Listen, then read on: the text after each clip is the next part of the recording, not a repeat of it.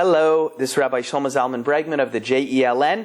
Tonight and today, whenever you're going to catch it, in this installment of our short and sweet series, we're going to be talking about Shidduchim, and we're going to be beginning a series dealing with marriage. Now, what's Shidduchim? Shidduchim is the process whereby in the Torah observant world, a person tries to find a spouse. It's the Jewish dating system, but it's a Jewish dating system within the observant world, which means we're doing a little bit more than trying to find a nice guy or girl at a club, at a bar, who you meet on campus or who you're sitting next to in the bus.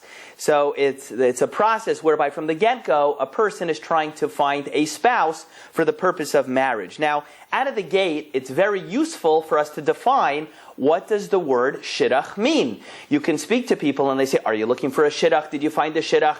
I'm in shidduchim. A person can use the word 1,000 times a day. My experience has been that they often do not know what the word shidduch means. What does the word shidduch mean anyway?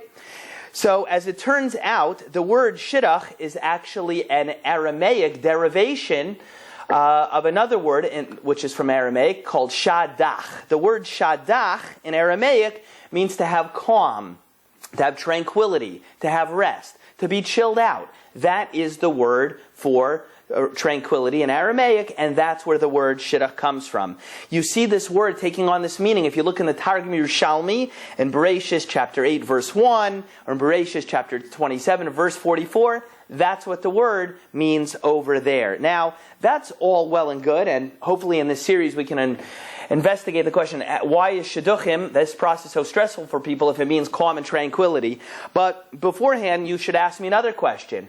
How does the word shidduch, from the word shadach, calm, tranquility, being chilled out, how did we ever get to take a word that means that and use that in the context of marriage? I would think that the word would do quite well for us if that's the word. If you go to Miami Beach for Pesach or something and you're sitting in a lawn chair, you're hanging out at a hotel and you're in warm weather, maybe that should be the context. It should be a spring break word. What does that have to do with marriage? So some people want to say like this. If you look in the book of Ruth, chapter 1, verse 9, where Naomi is speaking to her two daughters-in-law, she says like this.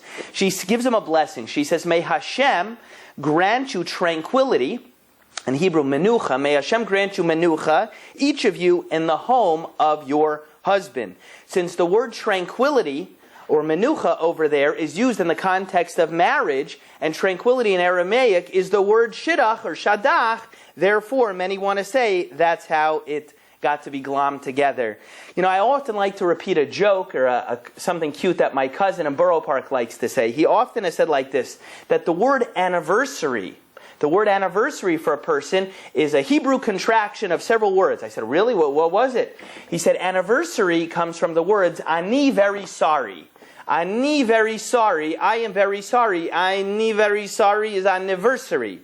And obviously he's joking, he's cute, but the real truth is that many people don't do a good job of entering into the dating process. They end up with a spouse that they made a mistake trying to go in, and at the end of the day, once a year when the anniversary period comes around, they feel, it's my anniversary, I'm very sorry, God forbid. I am very sorry with the choice I made, and nebuch, now I am stuck. How did I get into this problem?